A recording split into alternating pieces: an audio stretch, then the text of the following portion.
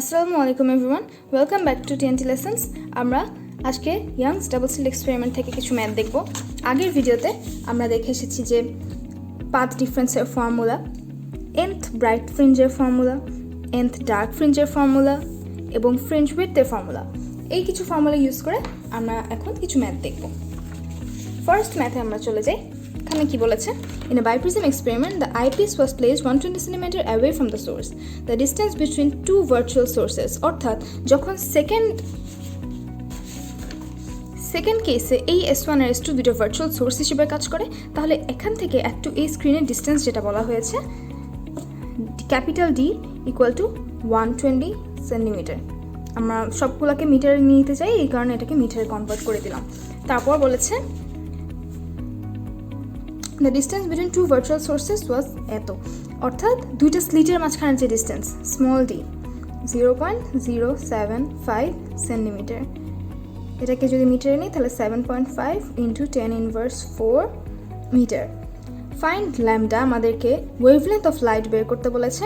If the eyepiece is move through a distance 1.888 centimetre for 20 fringes. Okay, let's move to the solution. বলেছে যে 20 ফ্রিঞ্জের জন্য ওকে কতটুক distance move করতে হয়? 1.888 centimetre. তাহলে একটা ফ্রিঞ্জের জন্য কতটুকু মুভ করতে হবে? 1.888 ডিভাইডেড বাই 20। এটা করলে আসবে হলো 9.44 ইন্টু 10 ইনভার্স 4 মিটার। ডিরেক্ট মিটারেই আমরা কনভার্ট করে নিলাম। এখন 20টা ফ্রিঞ্জের জন্য এতটুকু মুভ করতে হলো, আর একটা ফ্রিঞ্জের জন্য এতটুকু মুভ করতে হলো। একটা ফ্রিঞ্জের জন্য যতটুকু মুভ করতে হয় সেটাকে আমরা কি বলি?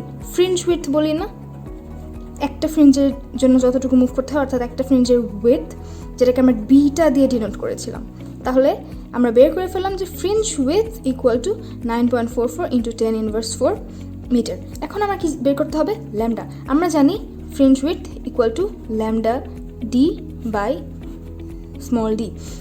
তাহলে আমরা যেহেতু ল্যামডা বের করবো, ল্যামডাটাকে লেফট হ্যান্ড সাইডে নিয়ে এসে বাকিগুলোকে রাইট হ্যান্ড সাইডে পাঠিয়ে দিই। বিটা কত? 9.44 ইন্টু 10 ইনভার্স 4। স্মল ডি কত? 7.5 ইন্টু 10 ইনভার্স 4। এবং distance from source to screen হলো 1.2 মিটার।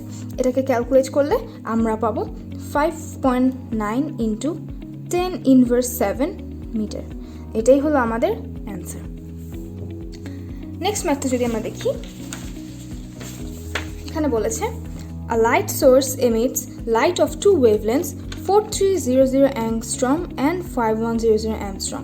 তাহলে আমরা লিখি যে ফার্স্ট ওয়েভলেন্থ হলো 4300 angstrom। আমরা জানি 1 angstrom equal to 10 inverse 10 metre. তাহলে এটা হবে 4300 ইন্টু 10 ইনভার্স 10 মিটার। সেকেন্ডটা কত? 5100 angstrom। এটা আমরা সরাসরি মিটারে লিখে দিই। The sources using a double slit experiment, the distance between sources and screen. Sources and screen অর্থাৎ capital D equal to 1.5 meter. And the distance between the slits is 0.025 millimeter.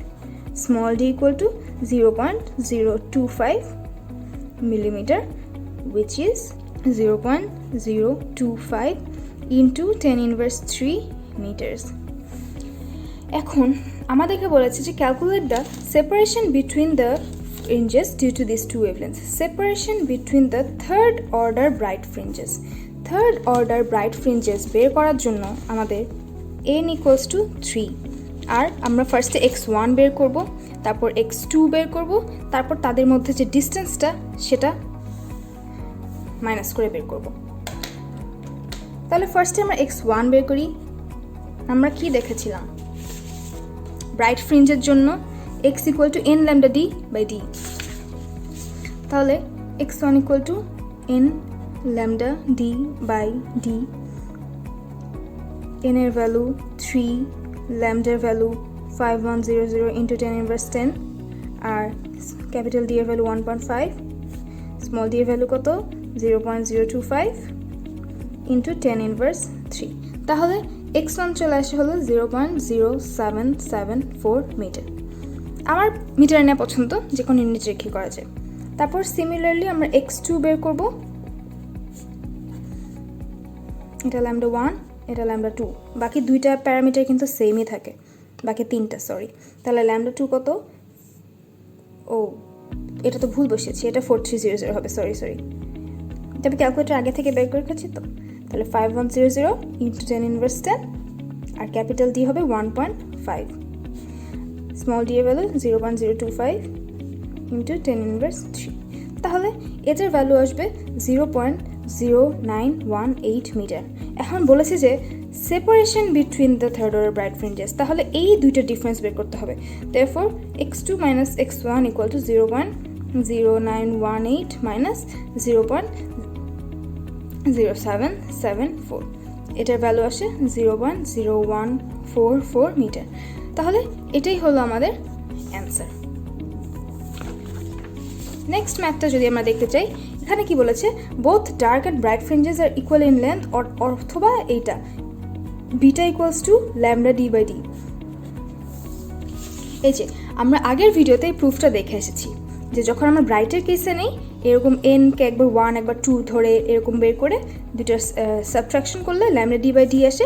Similarly ডার্কের কেসেও N এর value একবার 1 N এর value একবার 2 ধরে যদি আমরা দুটোকে minus করি তাহলে সেটাও ল্যামডা ডি বাই ডি আসে। তার মানে বোথ কেসে distance between two consecutive fringes equal to fringe width equal to beta equal to lambda D by d. এই প্রুফটা দেখে দিলেই আমাদের এই ম্যাথটার সলিউশন পেয়ে যাবো।